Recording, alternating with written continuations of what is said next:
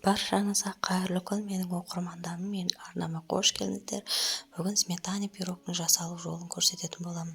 Ең алдымен таза құрғақ ыдысымызға ұнымызды електен өткізіп, қамыр қосқыш және де бір дана жұмыртқа және де қантымызды салып, үстінен бөлме температурасында тұрған сары майымызды салып, жақсылап жұмсақ қамыр илеп аламыз. Достар, қантты лажы барынша құрғақ жерде сақтаңыздар.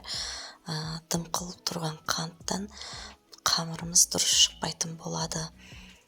Және де міндетті түрде жұмыртқамыз бенен сары майымыз бөлме температурасында болғаны өте дұрыс. Қамырымызды жақсылап илеп аламыз. Алдын ала құрғақ ыдысымызға ұнымызды електен өткізіп, бір ас қасыққа, бір шай қасық қамыр қосқышты салып, араластырып, жұмсақ қамыр илеп аламыз. Достар, менің арнама тіркеліп, қоңырауша белгісін басып, және де видеоны соңына дейін тамашалауыңызды сұраймын. Және де арнамнан ұзап кетпей, алдағы уақытта сапалы видеолармен, өз білген видеолармен бөлісіп отырамын. Мінекей, қамырымыздың басы бірікті. Осылай жұмсақ қамырымызды илеп аламыз. Жасап көруге кеңес беремін, және де тез әрі оңай жасалатын болады. Осы тестаны жасап тоңазытқышта сақтауға да болады. Келген қонақтарға тоңазытқыштан шығарып, печкада 180 градуста пісіріп ала бересіздер. Оңай әрі әдемі пісетін пирогтың бір түрі. 200 грамм немесе 400 граммдай қаймағымызды алып, құрғақ таза ыдысымызға салып аламыз. Ыдысымыз міндетті түрде құрғақ болу керек. Және де үстіне кукуруз ұнтағын 2 ас қасық салып, блендердің көмегімен жақсылап араластырамыз. Үстіне қантымызды саламыз. Қаймағымыз міндетті түрде тоңазытқышта тұру қажет. Және де үстінен 1 ас қасық ванильді қантымызды саламыз. Дәмі деген өте керемет болады. Үстінен 2 дана бөлме температурасына жұмыртқамызды салып, жақсылап түйіршігін қалдырмай араластырып аламыз.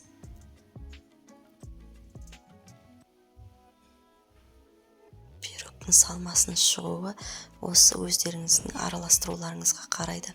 Міндетті түрде кукуруз ұнтағын салыңыздар. Жақсылап араластырып алыңыз.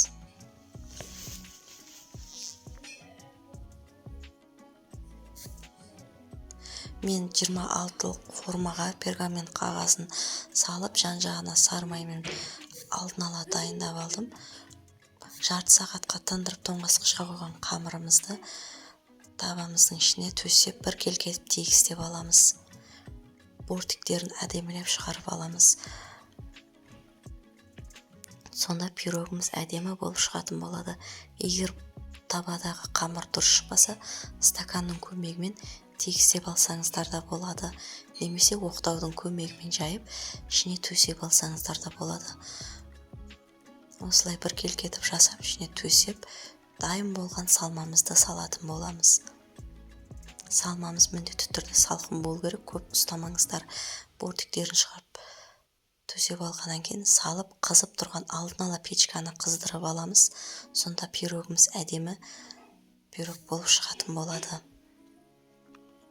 Пирогты салардан бұрын печкамызды 1 сағат бұрын алдын ала жақсылап қыздырып аламыз. Сонда пирогымыз әдемі пісетін болады. Керекті қажетті заттарды описание бөлімінде қалдырамын.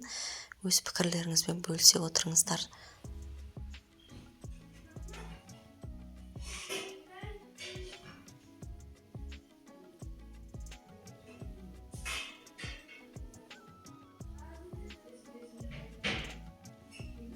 Алдағы уақытта сіздермен сапалы видеолармен бөлісіп отырамын. Алда көктем мезгілі келе жатыр, жеңіл әрі диеталық тағамдармен бөлісіп отыратын болам.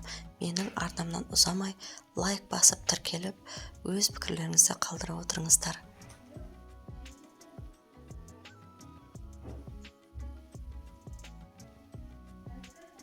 Осылай асықпай бортиктерін шығарып аламыз.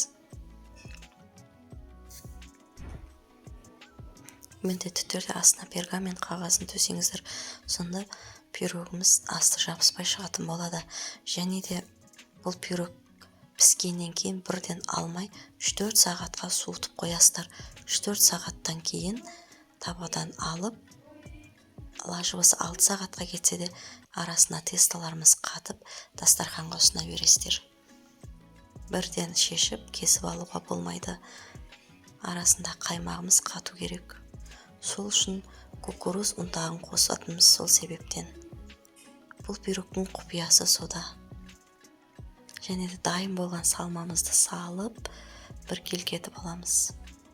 1-2 жан-жағын сілкіп тегістеп алыңыздар. Артық бортиктерін қолмен тегістеп аласыздар. Неке пирогымыз дайын болып қалды. Мен алдын ала 1 сағат бұрын печкамда 180 градуста қыздырдым.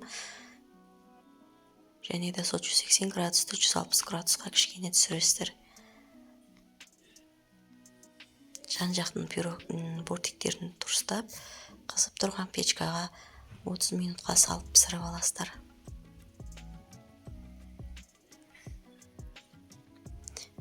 Неке мен пирогым пісті, ас болсын.